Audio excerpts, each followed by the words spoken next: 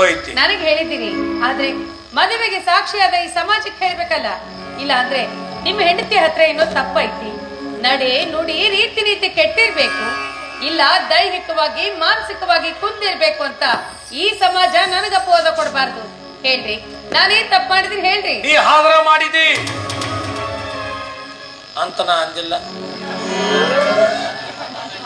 ಅಲಕ್ಷ್ಯ ಮಾಡಿದಿ, ರೋಗಿದ್ದಿದಿ ಅಂತನೂ ಅಂದಿಲ್ಲ. ಒಂದು ಕೂದಲಳಿ ಅಷ್ಟು ತಪ್ಪು ನಿನ್ನಿಂದ ಆಗಿಲ್ಲ. ನಿನಗೇನಾರ ಅಂದ್ರ ಬಾಯ ಹುಳ ಬಿಡ್ತಾವ. ಏನ್ರಿ ಯಜಮಾನ್ರೆ, ಎಂತ ಕಠಿಣ ಪ್ರಸಂಗ ಬಂದ್ರು ಕೈ ಬಿಡೋದಿಲ್ಲ ಅಂತ ಪ್ರಮಾಣ ಮಾಡಿದ್ರಿ. ಧರ್ಮೇಚ ಅರ್ಥೇಚ ಕಾಮೇಚ ನಾತಿ ಚರಾಮಿ ಅಂತ ಪ್ರಮಾಣ ಮಾಡಿದ್ರಿ. ಅದನ್ನ ಹೇಳಿಸಿದ್ದು ನಾನೇನಮ್ಮ. ಮಂತ್ರ ಹೇಳಿ ಹಾಕ್ಸಿದ ತಾಳಿಯ 3 ಗಂಟೆನ ಮಂತ್ರ ಹೇಳುತ್ತಲೇ ಬಿಚ್ಚಿಸ್ರಿ. ಮಂತ್ರ ಹೇಳುತ್ತಾ ನಮ್ಮಪ್ಪನಿಂದ ಧಾರೆ ಎರೆದು ಕೊಟ್ಟಂತೆ ಮರಳಿ ಕೊಡುವ ಮಂತ್ರ ಹೇಳಿ ವಿಚ್ಛೇದಿಸಿರಿ. ನಮ್ಮಪ್ಪನ್ಗೊಪ್ಪಿಸ್ರಿ. ಅವನೇನ ನೀ ಬ್ಯಾಡಂತ ಕತ್ತಿಗೆ ಹೊಡೆದಬಹುದು, ಆದ್ರೆ ಕೊಟ್ಟ ದುಡ್ಡು ಬಡ್ಡಿ ಸಮೇತ ವಾಪಸ್ ಕೊಡ್ತೀನಿ. ಕೊಡ್ತೀಯಪ್ಪ, ಕೊಡದೆ ಏನ್ ಮಾಡಿಯ? ಆದ್ರಿ ನನ್ನ ಮಗಳನ್ನು ಧಾರೆ ಕೊಡುವಾಗ ಹೆಂಗಿದ್ಲೋ ಹಂಗ ಕರ್ಸ್ಕೊಂಡು ಹೋಗ್ತೀರಿ. ಅದು ಹೇಗೆ ಸಾಧ್ಯ? ಉಂಡ ಅನ್ನ ಹೊಟ್ಟೆ ಸೇರುತ್ತೆ, ಕೊಟ್ಟ ಕಣ್ಣೆ ಅಥವಾ ಕಲ್ತ್ಕೊಂಡು ಹೆಂಡತಿ ಆಗೋದು ಸಹಜ ಅಲ್ವೇ ಯಜಮಾನ್ರೆ? ನೀವು ಬಹಳ ಶಾಣ್ಯರವ, ಬಹಳ ಶಾಣ್ಯರು. ಆದ್ರೆ ನಿಮ್ಮಷ್ಟು ಶಾಣೆ ಅಲ್ಲ ಈ ಕ್ವಾಡ್ ಬುದ್ಧಿ ಜಾಣಪ್ಪ. ಒಟ್ಟು ಮೊದಲು ನನ್ನ ಮಗಳು ಹೆಂಗಿದ್ಲೋ ಹಂಗ ಬೇಕು. ಹಲೋ, ಬೆಂದ ಅಕ್ಕಿ ಅನ್ನವಾಗುತ್ತೆ, ಹೆಂಡತಿ ತಾಯಿ ಕೂಡ ಆಗ್ತಾಳೆ. ಬಾಯಿಗಿಟ್ಟ ಅನ್ನ ಕೈ ತಪ್ಪಿ ಕೆಳಗಡೆ ಬಿದ್ರೆ ಎಂಜಲಾಗುತ್ತೆ, ಯಾರಿಗೂ ಬೇಡವಾದ ತುತ್ತಾಗುತ್ತೆ. ಅದೇ ರೀತಿ ಗಂಡನಿಗೆ ದೇಹ ಕೊಟ್ಟ ಹೆಂಡತಿ ಎಂಜಲಾದ ಅನ್ನ ಎರಡು ಒಂದೇ ಅಮೃತೇಶ್. ವಿಜ್ಞಾನವು ಒಪ್ಪಲಾರದ, ಸಂಸ್ಕೃತಿ ಒಪ್ಪಲಾರದ ಎಂಜಲಾದ ಅನ್ನ ತಿಪ್ಪೆಯ ಪಾಲಾಗುತ್ತೆ. ಅನ್ನ ಹೆಣ್ಣುಗಳನ್ನ ಒಂದೇ ದೃಷ್ಟಿಯಿಂದ ನೋಡ್ತೀರೇನು? ದೃಷ್ಟಿ ಅಂತೆ ಸೃಷ್ಟಿ ಕೋಟೇಶ್ವರಿಯವರ, ನಿಮ್ಮ ಕಣ್ಣಿನ ದೋಷದು. ಬೇಡಾದ ವಿಷವನ್ನ ಶಿವನ ನುಂಗಿಲ್ಲ, ನೀವ್ಯಾಕೆ ಬೇಡಂದ ಕಂಟಕ ಹಾಕಿರಿ? ಶಿವ ಜೀವರಾಶಿಗೆ ವಿಷ ವ್ಯಾಪಿಸ್ತಿರ್ಲೆಂದು ನುಂಗದೆ ಕಂಠದಲ್ಲಿರಿಸಿ ನೀಲಕಂಠನಾದ. ಆದ್ರೆ ನೀವು ಹುಚ್ಚುತನದ ವಿಶ್ವ ನುಡಿಸ್ತಾ ಇದ್ದೀರಾ. 7 ಜನ್ಮಕ್ಕೂ ಜೊತೆ ಆಗ್ತೀನಿ ಅಂತ ಕೈ ಹಿಡಿದು ಅಗ್ನಿ ಸಾಕ್ಷಿಯಾಗಿ 7 ಹೆಜ್ಜೆ ತುಳಿದು ನೀವೀಗ ಬಾಳು ಭಗ್ನಗೊಳಿಸಿ ವಿಘ್ನ ಒಡ್ಡುವುದೇ ಆದ್ರೆ ಏನ್ ಮಾಡ್ತಿ? ನನ್ನ ಕೈ ಹಿಡಿದು ಮಂತ್ರೋಚ್ಚಾರದೊಂದಿಗೆ ಹಿನ್ನೆಲೆ ನೆನ್ಪಿಡ್ತೀರ. ಹಾಗಾದ್ರೆ ಅದಕ್ಕೆ ಮಂತ್ರ ಇಲ್ಲ ತಾಯಿ. ಯಾಕಿಲ್ಲ? ಇರ್ಬೇಕಾಗಿತ್ತು. ಸೇವೆ, ಸಹಕಾರ, ಪ್ರೇಮ, ಕಾಮದಲ್ಲಿ ಹೆಂಡತಿ ಅಂದ್ರೆ ಕೇವಲ ಭಾರ ಹೊರುವ ಕತ್ತೆ ಅಲ್ಲ. ಅವಳು ತನ್ನ ಯೌವನ ಜೀವನವನ್ನ ಗಂಡನಿಗೋಸ್ಕರ ದಾರಿ ಇರುವವಳ ತ್ಯಾಗಕ್ಕೆ ಸರಿತೂಕವಾದದ್ದು ಇನ್ನೊಂದಿಲ್ಲ. ಏನು ಕೋಟೇಶ್ವರಿಯವರ, ಬರೀ ಹೆಣ್ಣಿಂದ ಹೇಳ್ತೀರಿ? ಯಾಕೆ ಗಂಡ ತನ್ನ ಯೌವನ ಬಲ ಬುದ್ಧಿ ದಾನ ಮಾಡುದಿಲ್ಲೇನ? ನಿಮ್ದು ಕಟ್ಟ ಕಿಮ್ಮತ್ತೈತಿ, ನಮ್ದಕ್ಕೆ ಕಿಮ್ಮತ್ತಿಲ್ಲ. ಹಲೋ, ಕಿಮ್ಮತ್ತು ಎರಡಕ್ಕೂ ಐತಿ. ಹೆಣ್ಣಿಂದು ತ್ಯಾಗ, ಗಂಡಿನದು ಭೋಗ. ಹೆಣ್ಣಿಂದು ಅರ್ಪಣೆ, ಗಂಡಿಂದು ಸೇವನೆ. ಸೌಂದರ್ಯ, ಸೃಷ್ಟಿ, ಸರ್ವವನ್ನು ಮುಚ್ಚಿಡುವ ಮುಷ್ಟಿಯೇ ಹೆಣ್ಣು. ಪ್ರಕೃತಿ ಭೋಗ, ಯೋಗ, ಸಂಯೋಗ ಸಂಪಾದನೆಯೇ ಪುರುಷ. ಮೊದಲು ಇದನ್ನ ತಿಳಿಬೇಕು. ಆಚೆ ಕೀಚಕ್ಕೆ ತಿವುದು ನನ್ನ ತಿರಸ್ಕಾರ ಮಾಡ್ಬೇಕು ಅನ್ನೋ ಕುತಂತ್ರಕ್ಕ ತಂತ್ರ ಹುಡುಮಗಾದಿನ. ತಂತ್ರ ಬೇಡ, ಮೂಲ ಮಂತ್ರ ತಿಳ್ಕೊಳ್ಳಿ. ದಾಸಿ, ಮಂತ್ರಿ, ಲಕ್ಷ್ಮಿ, ಧರಿತ್ರಿ, ತಾಯಿ, ಕಾಮಕರತೆಯಾಗಿ ಬಾಳಿಲ್ಲ ಅಂತ ನಾ ಯಾವಾಗ ಅಂದಿನಿ? ದವಳಕ್ಕೆ ಕೇಳ್ಯಾರ ಏನ್ರಪ್ಪ ಅಂದಿನ? ನೋಡಿ ಎಲ್ಲ ಸುಮ್ಮನದಾರ. ಯಾಕ ನಾ ಅಂತ ಮನುಷ್ಯಲ್ಲ ಅಂತ ಅವ್ರ ಅಭಿಪ್ರಾಯ. ಇದು ಒಳ್ಳೆ ಪ್ರಸಂಗ ಆತಪ್ಪ.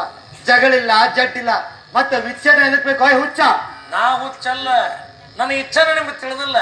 ಎಲ್ಲಾರು ಕೇಳಿದ್ರಿ, ಮುಖ್ಯವಾದದ ಬಿಟ್ಟಿರಿ. ಮತ್ತೇನ್ಲ ಬೇಕು ನಿನಗೆ? ಇದಕ್ಕ ನೋಡುವ ದಡ್ರ ನಡುವ ಜಾಣನೋ ಕ್ವಾಣಾಕ ಅನ್ನೋದು. ಇದಕ್ಕ ಸೋತ ಬಿಟ್ರೆ ಹೇಳೆ, ನನಗೆ ದುಡ್ಡು ಬೇಕು, ದುಡ್ಡು. ಸಾವಕಾಶ ಕಟ್ಟಿಬೇ.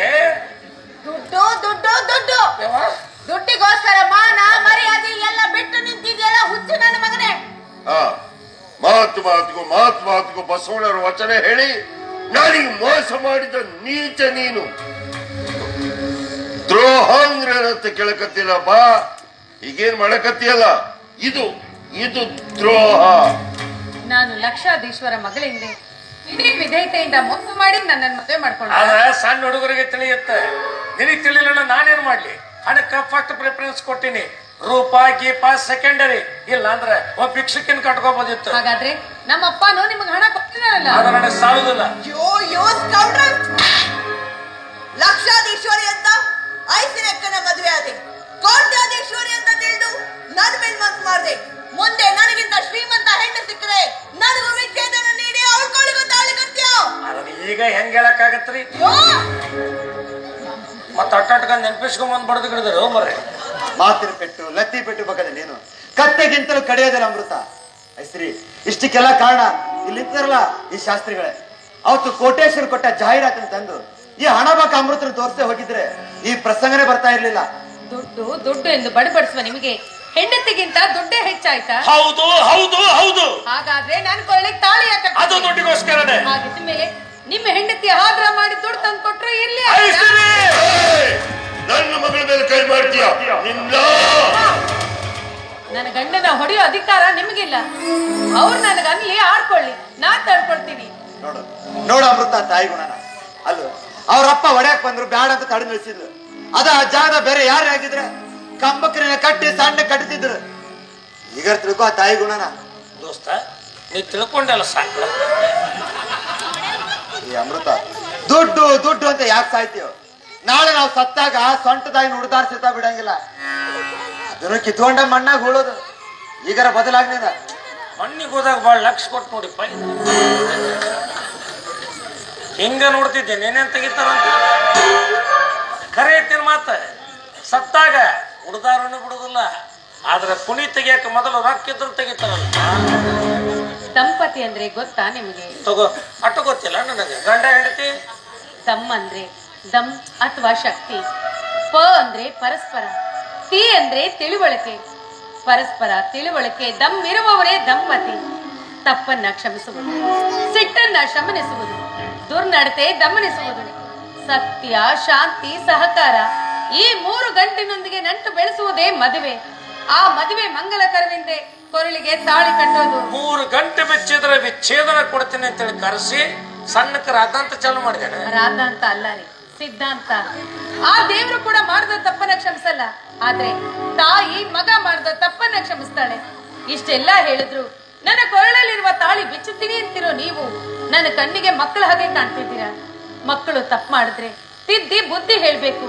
ನೀವೀಗ ನನ್ನ ಗಂಡ ಅಲ್ಲ ರೀ, ನನ್ನ ಮಗ ಅಂತ ಭಾವಿಸಿ ಹೇಳ್ತಾ ಇದ್ದೀನಿ. ಗಂಡ ಬಯಸ್ತಾ ಇದ್ದಾನೆ ಅಂತ, ಹೆಂಡತಿಗೆ ಡೌಟ್ ಇದೆ ಅಂತ. ಯಾವಾಗ ಅಂದ್ರೆ ಅವಾಗ ಬಿಟ್ಟು ಹೋಗೋ ವಿದೇಶಿ ಸಂಸ್ಕೃತಿ ಅಲ್ಲ ರೀ ನಮ್ದು.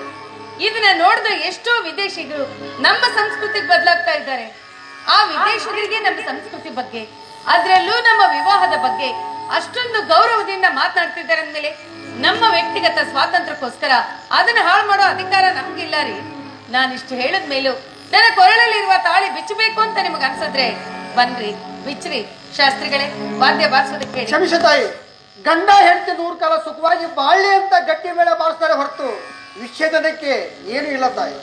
ಹಾಗಾದ್ರೆ ದಯೆ, ಧರ್ಮ, ಧೈರ್ಯದ ಸಂಕೇತವಾಗಿರೋ ತಾಳಿಯ 3 ಗಂಟಲು ಬಿಚ್ಚಲು ಮಂತ್ರಗಳನ್ನಾದ್ರೂ ಹೇಳ್ರಿ. ಕ್ಷಮಿಸಮ್ಮ, ವಿವಾಹಕ್ಕೆ ಮಂತ್ರಗಳಿದೆ ಹೊರತು ವಿಚ್ಛೇದನಕ್ಕೆ ಮಂತ್ರಗಳಿಲ್ಲಮ್ಮ. ನಮ್ಮ ವೇದದಲ್ಲಾಗ್ಲಿ ಪುರಾಣದಲ್ಲಾಗ್ಲಿ ಮದುವೆ ಬಗ್ಗೆ ಪ್ರಸ್ತಾಪಿಸ್ತಾರೆ ಹೊರತು ವಿಚ್ಛೇದನ ಬಗ್ಗೆ ಉಲ್ಲೇಖನೇ ಇಲ್ಲ. ಅಷ್ಟೇ ಅಮ್ಮ, ಸಾವಿಗೂ ಕೂಡ ಮಂತ್ರ ಇದೆ. ವಿಚ್ಛೇದನಕ್ಕೆ ಮಂತ್ರ ಇಲ್ಲ ಅಂದ್ರೆ ಏನು ಮಾರ್ಥ? ಅದು ಸಾವಿಗಿಂತಲೂ ಭಯಂಕರ ಅಂತ. ನಿಮ್ಗೆ ದೇವ್ರ ಮೇಲೆ ನಂಬಿಕೆ ಇಲ್ವಾ? ನಂಬಿಕೆ ಅಷ್ಟೇ ಯಾಕ, ಭಕ್ತಿನೂ ಐತಿ. ಪರವಾಗಿಲ್ವೇ? ವಿಷ್ಣು ತನ್ನ ಹೆಂಡತಿ ಲಕ್ಷ್ಮೀನ ಎಲ್ಲಿಟ್ಕೊಂಡಿದ್ದಾನೆ? ತನ್ನ ಹೃದಯದಲ್ಲಿ. ವಿದ್ಯಾ ದೇವತೆ ಸರಸ್ವತಿನ ಬ್ರಹ್ಮ ಎಲ್ಲಿಟ್ಕೊಂಡಿದ್ದಾನೆ? ತನ್ನ ನಾಲಿಗೆ ಮೇಲೆ. ಶಿವ ಪಾರ್ವತಿನ ಅರ್ಧ ದೇಹದಲ್ಲಿ ಇಟ್ಕೊಂಡಿದ್ದಾನೆ. ಇದು ನನಗೆ ಕೇಳಕತ್ತೀನಿ. ಯಾಕೆ ಅಂದ್ರೆ ಹೆಂಗಸರಿಗೆ ಮಂಗಲ ಸೂತ್ರ ದೇವಿ ಬನಶಂಕರಿ ಕೊಟ್ಟಿರೋ ವರ. ನಿಮಗೆ ಧೈರ್ಯ ಇದ್ರೆ, ದಮ್ಮಿದ್ರೆ ಬನ್ರಿ, ಆ ದೇವಿ ಮುಂದೆ ಮಂಗಲ ಸೂತ್ರದ 3 ಗಂಟೆನ ಬಿಚ್ಚ್ರಿ. Yes, I will try. ನೋಡಿ, ನನ್ನ ಕಣ್ಣಲ್ಲಿ ಕಣ್ಣಿಟ್ಟು ನೋಡಿ. ಪತಿ ಪರಮೇಶ್ವರ ಎಂದು ಅಂದುಕೊಂಡು ಸತ್ಯ ಆದಿಶಕ್ತಿ ಅನ್ನೋ ಭಾವದಿಂದ ನೋಡಿ. ಹಾಗೆ ನೋಡ್ತಿದ್ದೀರಾ? ಹೋಗ್ರಿ. ಆ ದೇವಿ ಕೊರಳಲ್ಲಿ ತನ್ನ ಗಂಡ ಕಟ್ಟಿದ ಪವಿತ್ರವಾದ ತಾಳಿಯನ್ನ ಇದುವರೆಗೂ ಯಾರು ತೆಗಿಲು ಆಗಿಲ್ಲ. ಅದರಂತೆ ನನ್ನ ಕೊರಳಲ್ಲಿರುವ ತಾಳಿ ಕೂಡ ಅಂತದ್ದೇ. ಸಂಸಾರ ಸಂಗಾತಿ 1ನೇ ಗಂಟೆ, ಪವಿತ್ರ ದಾಂಪತ್ಯ ಅನ್ನೋ 2ನೇ ಗಂಟೆ, ಪದ್ಧತಿ ಸಂಸ್ಕೃತಿ ಅನ್ನೋ 3ನೇ ಗಂಟೆ. ಈ 3 ಗಂಟೆನ ಬಿಚ್ತಾ ಇರೋದು ಸತ್ಯ, ನ್ಯಾಯ, ನೀತಿ ಅಂತ ನಿಮ್ಗೆ ಅನ್ಸಿದ್ರೆ ಹೋಗ್ರಿ. ಆ ದೇವಿ ಕೊರಳಲ್ಲಿರುವ ತಾಳಿ ಮುಟ್ಟಿ ನನ್ನ ಕೊರಳಲ್ಲಿರುವ ತಾಳಿ ಬಿಚ್ಚ್ರಿ. ಎಲ್ಲ ಕಾಲದಲ್ಲಿಯೂ ಸತ್ಯತ್ವ ಶಕ್ತಿ ಪ್ರಕಟಗೊಂಡು ಪ್ರಖರವೆನಿಸಿದೆ. ಬನ್ರಿ. ಅಮ್ಮ, ಅಮ್ಮ ದೇವಿ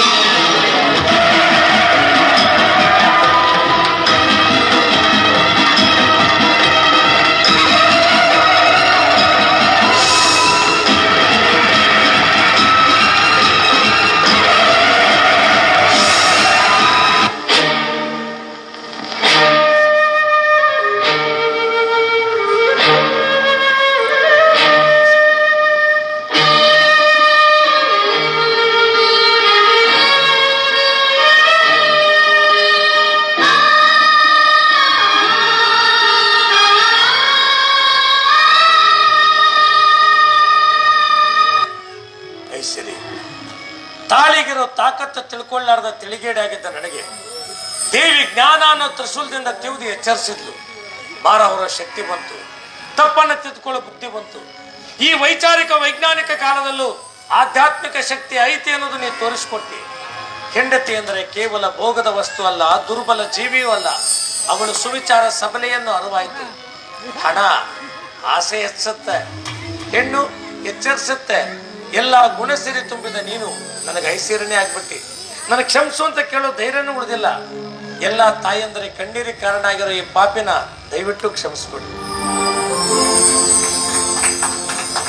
ಯಾವ ಅಮೃತ, ಕೂಸು ತೊಡೆ ಮೇಲೆ ಹೇಸಿಗೆ ಮಾಡ್ತು ಅಂತ ಆ ಕೂಸ್ನ ದೂರ ತಳ್ಳಕ್ಕಾಗತ್ತೇನಪ್ಪ? ಇನ್ ಮುಂದೆನಾದ್ರೂ ಗಂಡ ಹೆಂಡತಿ ಸಂತೋಷವಾಗಿ ಸುಮತಿ ಸುಮತಿ ಶ್ರೀಮತಿ ಆರು ನಿನಗ